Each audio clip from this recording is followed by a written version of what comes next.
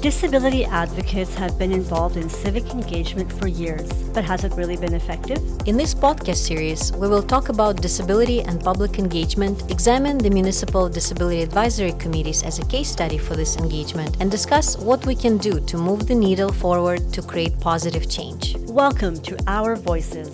Disability through a lens of public engagement. I'm Anu Pala. And I'm Alfiya Barilova. Hello, everyone. Welcome to Our Voices. Civic engagement is an important part of our membership in society. Through mechanisms like elections and civic participation, we influence decisions that impact our everyday life. However, there are a lot of inequities in accessing civic spaces, such as for people with disabilities. This podcast will shed light on one of the examples of civic engagement, accessibility municipal advisory committees, discuss how they function, and whether they can address inequities. I am joined by Dr. Alfiya Barilova, who will be sharing her findings along with some members of the disability community to unpack this topic further. Welcome, Alfiya. Thank you. Hi, Anu. So in this podcast, we are going to be highlighting the findings of your research as a part of your postdoctorate research in the area of public engagement. Yes, I'm very excited to share some of this work and talk more about what role accessibility plays in public engagement. All right, well, let's get right into it then. So why don't we start by you sharing with the listeners a little bit about your connection to disability and accessibility? Absolutely.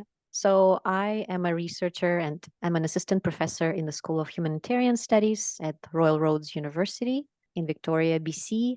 And prior to that, I was doing my postdoctoral work at the University of British Columbia, Department of Occupational Science and Occupational Therapy. And I was very lucky to be part of a large research project that focused on the experiences of people with disabilities in the communities. The project involved researchers from UBC, Simon Fraser University, University of Laval in Quebec. And so we developed a few projects that focused on the areas of transportation, built environment, and social accessibility. And so by social accessibility, I mean anything related to how society perceives disability, accessibility issues, what are some of the attitudinal barriers that people with disabilities experience. And that's the area I was really interested in exploring. So as part of this work, we consulted with a number of community-based organizations and municipalities to understand what projects, what issues they might be interested in to explore and that will have relevance for their work. And so I spoke with a number of municipalities who were really interested in understanding the role of accessibility advisory committees in their communities. Now, a lot of municipalities have had these committees for years. And of course, with the Accessible BC Act that was passed in 2021, even more municipalities are now required to have these committees. So it was a very timely work. And I was excited to dive into understanding the lived experiences of people serving on these committees, what drives their interest, and how they're working with municipalities, with the councillors, city staff, how they convert some of their experiences into policy recommendations. And more broadly, what does it mean for civic participation of people with disabilities? So those were some of the questions I was interested in exploring. The people you are working with, did you get positive feedback from them? Like, were they on board with this, or did you have any pushback? People were very excited about this project. And even based on my preliminary research, I realized there hasn't been a lot of work done in the area of civic engagement of people with disabilities. A lot of it focused mostly on voting and some of the challenges around access to voting, but it didn't necessarily look at the intricacies of the public engagement. And that's where I think a lot of the conversations and discussions around what does it mean to be part of a community? What does it mean to belong in the context of civic engagement? That's something that was not explored previously. So when I came into this work, people serving on the committees were very excited to share some of their experiences. Well, and city staff too, because as part of this project, I interviewed both to have a balanced perspective on how these committees work, what are some of the challenges around uh, collaborating. So people who agreed to participate were very open to sharing and discussing how we can improve the work of the committees, how we can improve the relationship with the city staff, their understanding of some of the challenges that people with disabilities face. So lots of great learnings for me, and I was also an insider in a way because I also served on the City of Vancouver's Persons with Disability Advisory Committee. So it was interesting for me to be both a participant but also someone who is doing research on this topic. There's certainly some complexities around it, which I'm happy to discuss more, but very insightful, I can say. Yeah, absolutely. Because I was actually a participant in one of those committees and a part of your research, and that's how you and I connected initially. That's And right. and I really appreciated the research that you were doing and the work that you were putting into this area because you're right. Not a lot of work has been done. I have been on various committees over the years. So I really appreciated delving into this topic because I think that is or can be one of the challenges when we have people with disabilities participating in these different committees. We want to ensure that those experiences are meaningful and rich, and they are really adding value and actually helping to create social change or whatever those committees initiatives are. Like it's not just about putting a group together and ticking a box. That's right. You're touching on a very important aspect of public engagement, and that's related to the notion of tokenism, when Yes. oftentimes people from marginalized communities are being included, but on a very skin deep level, and there's no meaningful engagement. They're often part of some discussion or some committee only because they belong to that community, but their input, their feedback is not sought. They're not being engaged in a meaningful way. And so that's Hmm. one of the challenges of the committees I've looked at as well. And a lot of my participants brought that up as an issue. And it's very easy to follow that in a way because it's much more difficult to do the work in an equitable and meaningful way.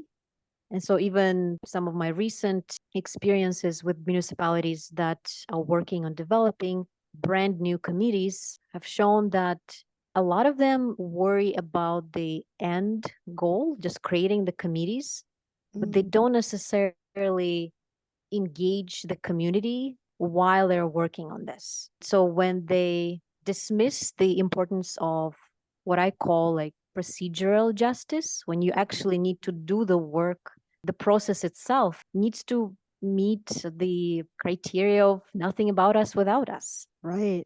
And so when that's been dismissed and the only goal is to create a committee, we don't care how, that's problematic. That does not constitute a meaningful engagement, and people with disabilities are less likely to be involved in such efforts. Hmm. You touched on equity.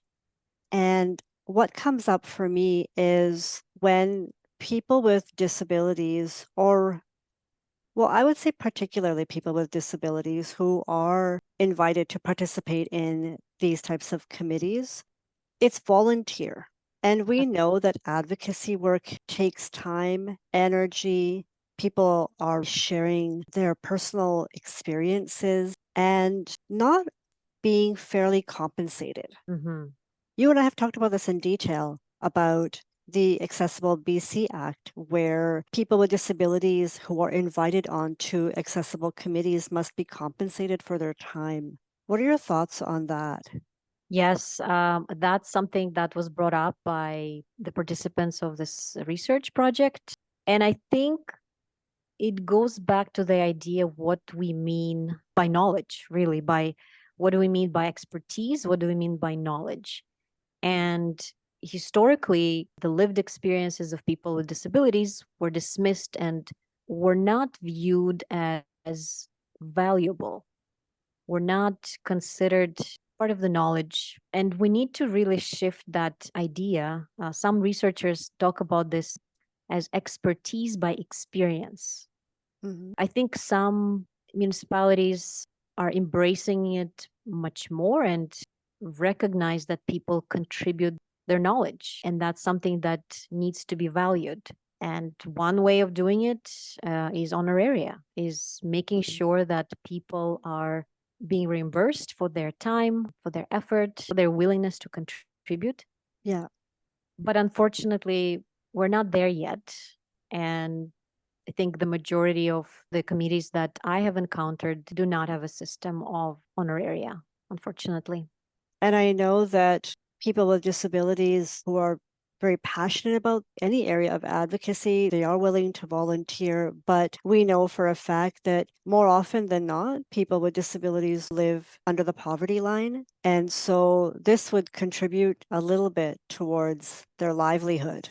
Absolutely. And it would also demonstrate that municipalities take this issue seriously, Yeah. that they do consider accessibility as a very important area of municipal policy making. And I think that they're not taking these individuals for granted.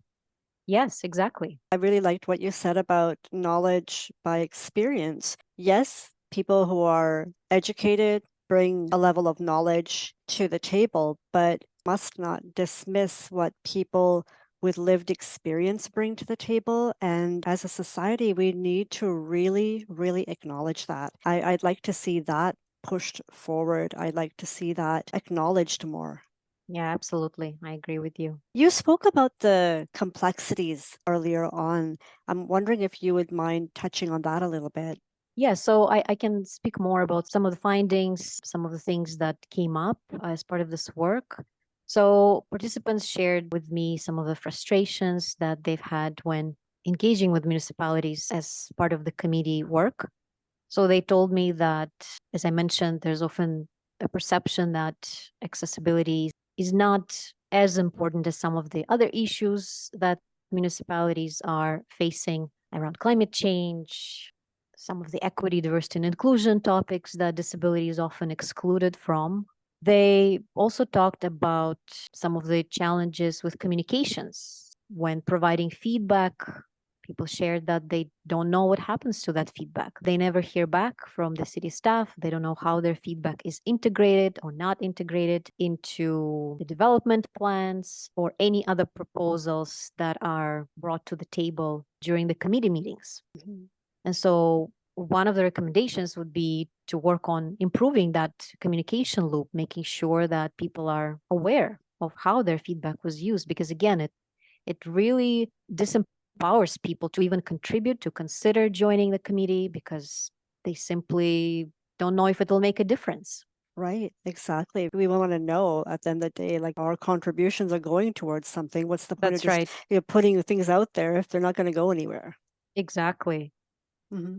We also talked about the challenges of creating accessible spaces for engagement. So, of course, during the pandemic, all of these committee meetings were held online on Zoom.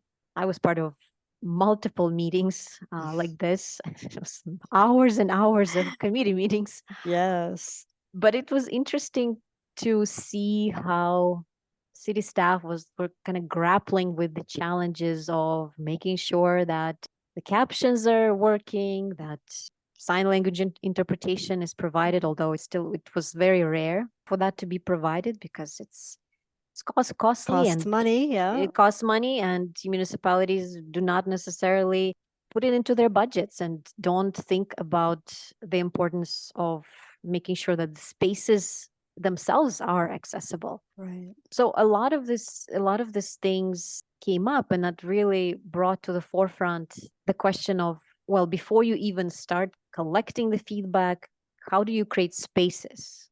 How do you recruit people to make sure that you have variety of different voices on your committee, people who have different disabilities, people coming from different walks of life, different experiences? How do you make sure you have that? That Because we also representation.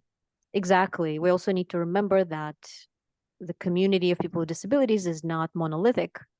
There are different experiences, and so we cannot generalize based on the experience of one two people. So it's important then to make sure that you are reaching very far and wide. We also talked about, unfortunately, very slow pace of change.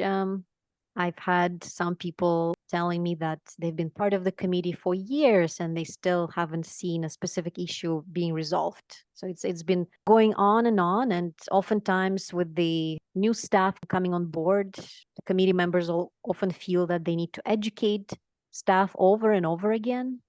So there's not necessarily a common ground oftentimes for resolving the issues, and it seems like a loop. And so that's another challenge that was brought up. Yeah, there's many more. Of course. Also ensuring that there's that representation of intersectionality. So whether it's a person with a disability from the LGBTQ2S plus community or people of color, but I think that's also something that's really important as people are forming these committees to ensure that that representation is there as well. Absolutely. And oftentimes the spaces for the engagement are only geared to people with physical disabilities, sensory disabilities, not so much to people with maybe cognitive disabilities, people who are neurodivergent. So we need to be cognizant of how we hold these conversations and these discussions. Are we using plain language when discussing some of these issues? Are we sharing the materials in accessible format in advance? Correct. Are we asking people about their access needs when they're at the meeting? Because again, like traditional municipal spaces, they go back to some of the colonial practices. They're not set up to be equitable. So we need to be very mindful and intentional about how we then change those practices. Learning how to do this the right way really should come from people with a level of expertise. I don't know currently how municipalities have been doing this. Did you look at this as part of your research? Like, how were or are representatives for different committees, how are they being recruited?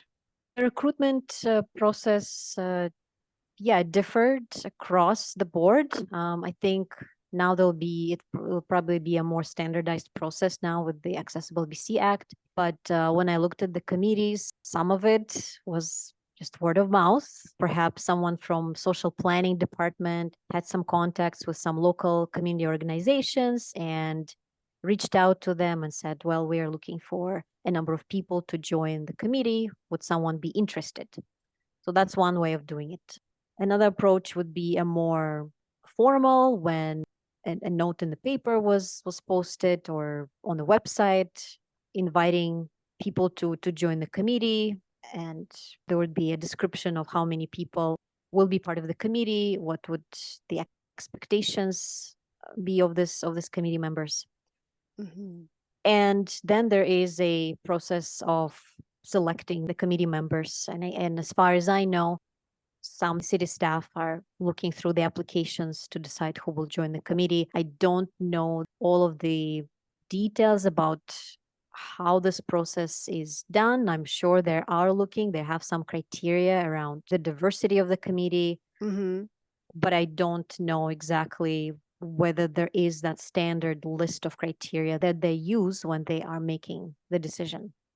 Yeah, so I was on a project recently. I was helping to create an accessible committee, and we did have certain criteria. There were 14 seats on the committee, and so Okay. we had to ensure that we had a good representation, as you mentioned earlier, ensuring that we have as many voices at the table. And it Mhm. was very difficult because there were, I think, like 80 applications. Wow.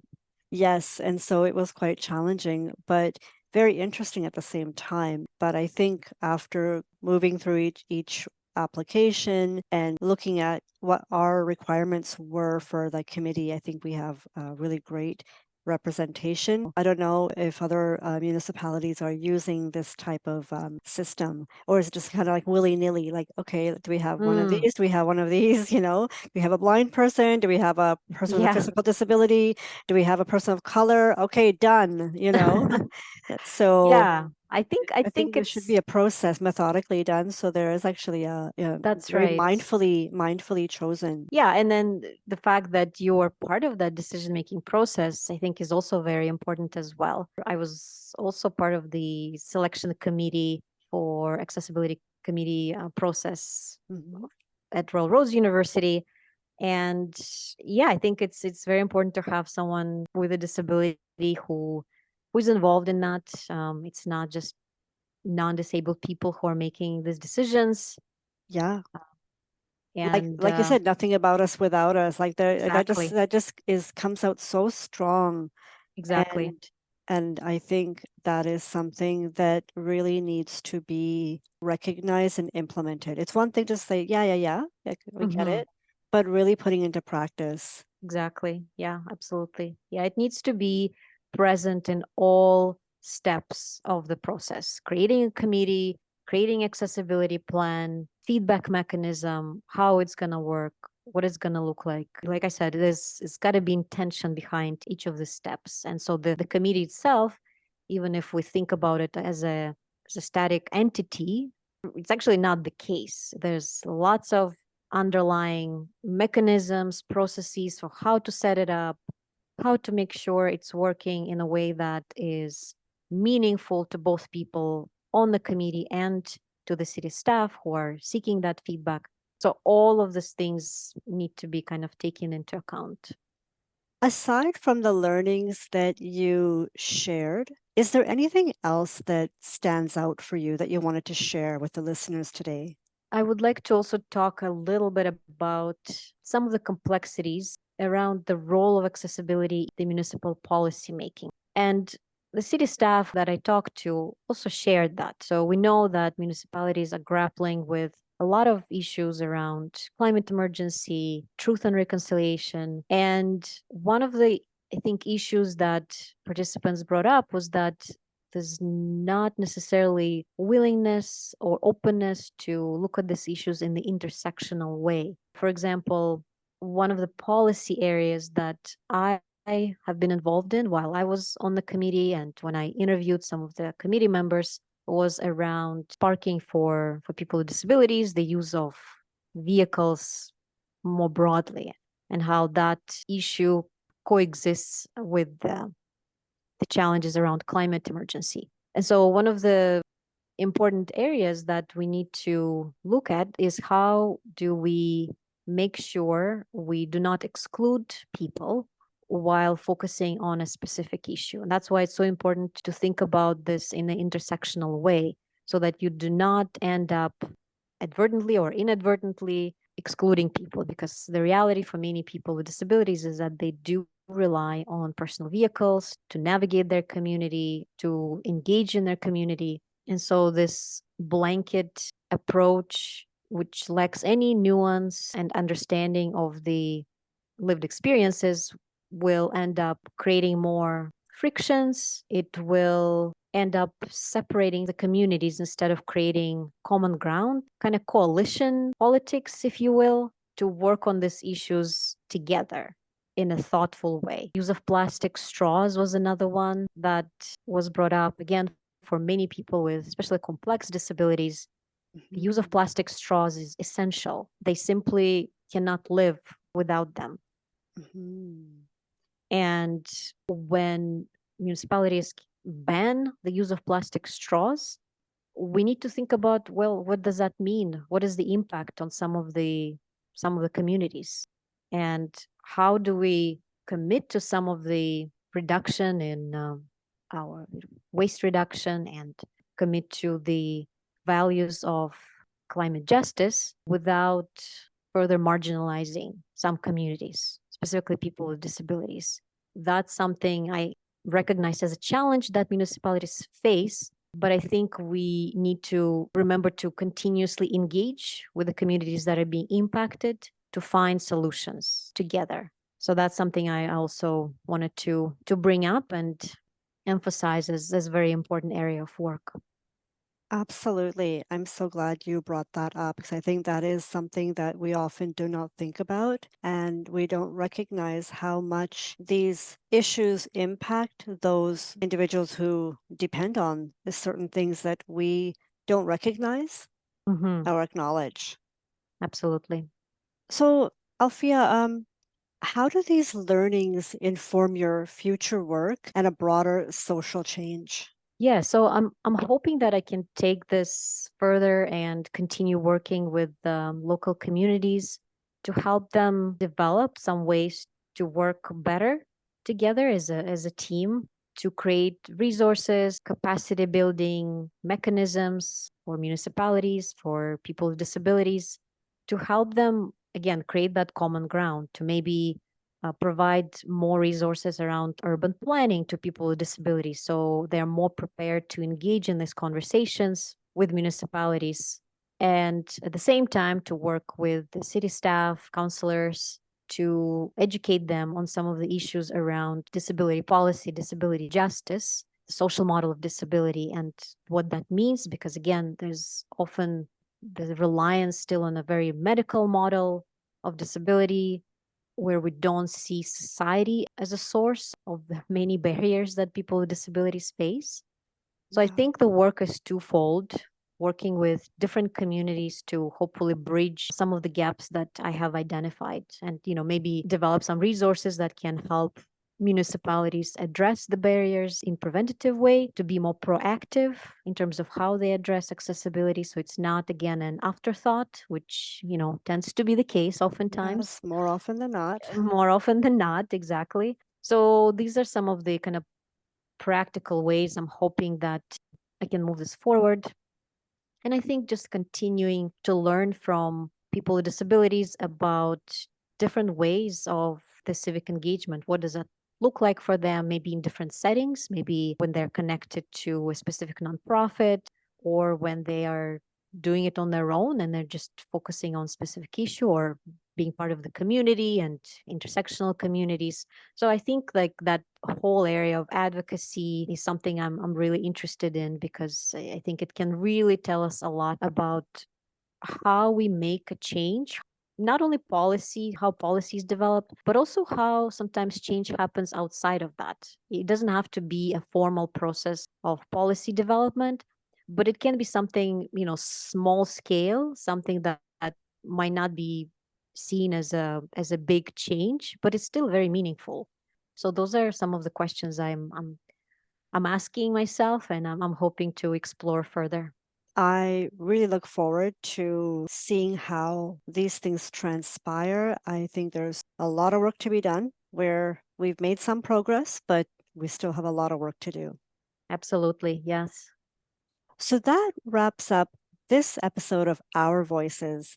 I want to really thank you, Alfia, for all the wonderful work you're doing and the work that you will be doing in the future, and look forward to speaking to you in our next episode. Thank you so much, Anu. I really enjoyed our conversation. Likewise. You've been listening to Our Voices with Anu Pala and Dr. Alfiya Badalova. This study was generously funded by the Social Sciences and Humanities Research Council of Canada. We would like to thank our podcast guests, Amy Amanti, Tony Valente, and Karen Lai, and all the municipalities who participated in my research project. Thank you for listening.